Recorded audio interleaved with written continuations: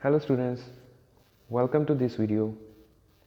आज की इस वीडियो में हम कैश बुक के बारे में जानेंगे और इसे प्रिपेयर कैसे किया जाता है वो भी हम आज सीखेंगे। तो सबसे पहले कैश बुक का मीनिंग जानते हैं। Cash book is a book in which all transactions related to cash receipts and cash payments are recorded. तो कैश बुक एक ऐसी अकाउंट की बुक है जिसमें हम सभी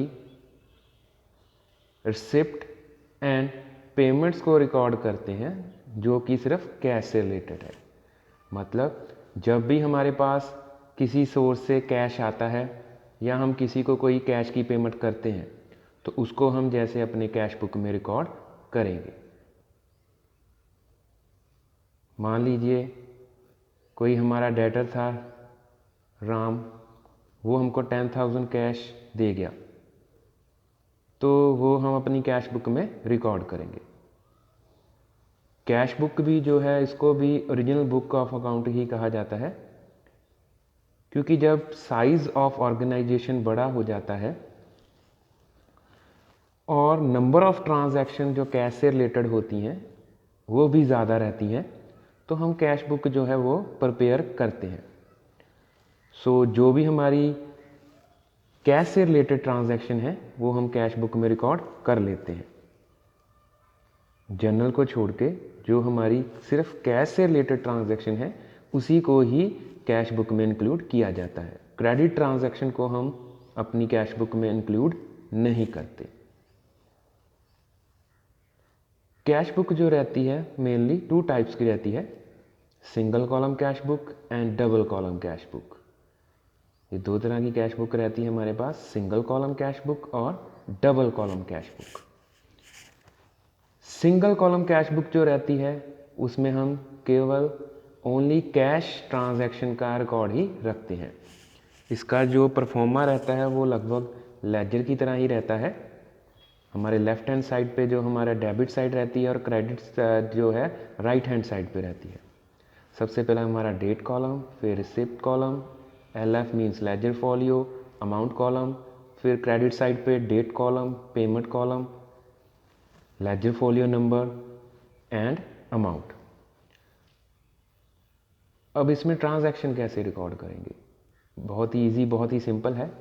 जब भी हमारे पास कैश रिसीव होता है तो हम उसको डेबिट साइड पे, रिसिप्ट साइड पे रिकॉर्ड करेंगे और जब भी हम किसी को पेमेंट करते हैं तो उसकी एंट्री हम जो है क्रेडिट साइड पे, पेमेंट साइड पे करेंगे। मान लीजिए जैसे आपने गुड्स परचेज किए फॉर कैश तो उसकी एंट्री हम क्रेडिट साइड पे लिखेंगे बाय परचेज और अमाउंट कॉलम में उसकी अमाउंट जो है डाल देंगे। तो आपने याद रखना है कुछ भी इसमें जो है डिफ़िकल्ट नहीं है। जब भी आपने सिर्फ कैश ट्रांजैक्शन को देखना है, जब उसमें भी ये देखना है आपने कि कैश आपके पास आ रहा है कि आपके बिजनेस से बाहर जा रहा है।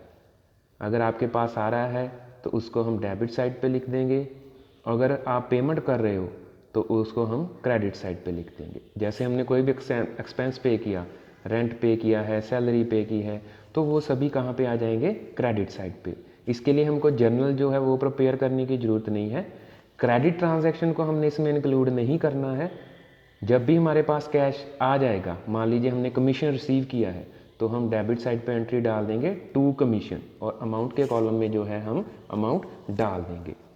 तो बहुत ही सिंपल सा जो मेथड है कैश बुक को प्रिपेयर करने का। रिसिप्ट साइड पे आपने कैश रिसिप्ट को डालना है और पेमेंट साइड पे आपने पेमेंट्स को डालना है। डेबिट साइड पे जब भी एंट्री करेंगे तो 2 से शुरू करेंगे, क्रेडिट साइड पे जब भी एंट्री करेंगे तो बाय से स्टार्ट करेंगे। तो दूसरी टाइप जो आ जाती है वो है double column cash book. Double column cash book जो है वो भी सिंगल कॉलम कैश बुक की तरह ही रहता है, लेकिन इसमें जो है एक एक्स्ट्रा कॉलम ऐड कर दिया गया है बैंक का। तो डबल कॉलम कैश बुक में हम क्या करेंगे? कैश विद बैंक कॉलम जो है वो प्रिपेयर करते हैं। देखिए बाकी का परफॉर्मा जो बिल्कुल सिंगल कॉलम का है, लेकिन इसमें एक और कॉलम जो है बैंक का वो ऐड कर दिया गया है। इसी कारण इसे जो है डबल कॉलम कैश बुक जो है कहा जाता है। तो इसमें क्या होता है, कोई भी एंट्री जो हमारी बैंक से रिलेटेड है या चेक से रिलेटेड है उसको हम उसका अमाउंट जो है बैंक कॉलम में डालेंगे। मान लीजिए हमने रेंट पे किया है चेक से तो उसकी एंट्री हम जो है क्रेडिट साइड पे डालेंगे, क्योंकि क्रेडिट साइड हमारी पेमेंट साइड है। बाय रेंट लिखेंगे, लेकिन जो अमाउंट है वो बैंक में डालना है। क्यों? क्योंकि हमने पेमेंट जो है चेक से की है।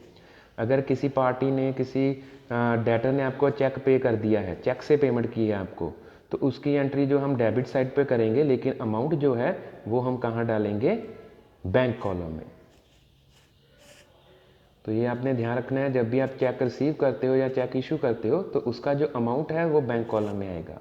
बाकी का प्रोसीजर सेम है। आपने कैश रिसीव किया है तो डेबिट साइड पे, कैश पेड किया है तो क्रेडिट साइड पे। सिर्फ चेक के वक्त आपने ये जो है ध्यान रखना है। और इसमें एक नई चीज़ आ जाती है काउंटर एंट्री। काउंटर एंट्री हमारी दो रहती है। जब भी हम बैंक में जो है कैश डिपॉजिट कराते हैं या बैंक से पैसे जो है विदड्रॉ करते हैं। डिपॉजिट्स मीन जब भी हम बैंक में पैसे जमा कराते हैं अपने, और विदड्रॉ मीन्स जब भी हम बैंक से जो है पैसे निकालते हैं, तो उसको हम काउंटर एंट्री कह देते हैं। क्यों? क्योंकि उसमें दोनों एस्पेक्ट, बैंक और कैश दोनों इंक्लूड है। तो एक तरफ से कैश आ रहा है, एक तरफ कैश जा रहा है, तो उसकी एंट्री जो है हम कैश बुक में करते हैं और दोनों साइड्स ही आती है, इसीलिए उसको काउंटर एंट्री कहते हैं। जब भी हम बैंक में पैसे डिपॉजिट कराते हैं, जब हम बैंक में पैसे डिपॉजिट कराते हैं तो बैंक में पैसे जा रहे हैं और कैश हमारा जा रहा है। Bank is a receiver and cash जो हमने बैंक में पे कर दिया है वो व्हाट गोज़ आउट हो गया। तो उसकी एंट्री हम दोनों साइड्स पे करेंगे, क्योंकि we are maintaining both cash and bank column. तो उसके लिए हम क्या करेंगे? डेबिट साइड पे मान लीजिए आपने बैंक में पैसे जो है, कैश जो है डिपॉजिट कराया है, उसकी जनरल एंट्री रहती है bank account debit to cash account. लेकिन उसको हम कैश बुक में कैसे लिखेंगे? कैश बुक में हम कैसे लिखेंगे? डेबिट साइड पे हम लिखेंगे टू कैश अकाउंट, लेकिन जो हमने अमाउंट है वो बैंक कॉलम में डालना है। और क्रेडिट साइड पे हम लिखेंगे बाय बैंक अकाउंट, और उसका जो अमाउंट रहेगा वो हम कैश कॉलम में डालेंगे। ये आपने काउंटर एंट्री में ध्यान रखना है। जब भी हम आप अमाउंट डालेंगे, अगर आपने टू कैश लिखा है तो आप बैंक कॉलम में अमाउंट डालेंगे, अगर आपने बैंक लिखा है तो आप कैश कॉलम में अमाउंट डालेंगे। आपने ऑपोजिट कॉलम में जो है एंट्री अमाउंट डालना है। तो ये सिर्फ काउंटर एंट्री के वक्त ही आपने करना है। तो उम्मीद है आपको ये आज की जो वीडियो है अच्छी लगी हो, कुछ समझ आया हो। तो please like and share subscribe जरूर कीजिए। कैश बुक से रिलेटेड जो प्रैक्टिकल प्रॉब्लम है वो हम नेक्स्ट वीडियो में सॉल्व करेंगे और सीखेंगे प्रैक्टिकल तौर पर जो हम कैश बुक कैसे प्रिपेयर करते हैं। Thank you.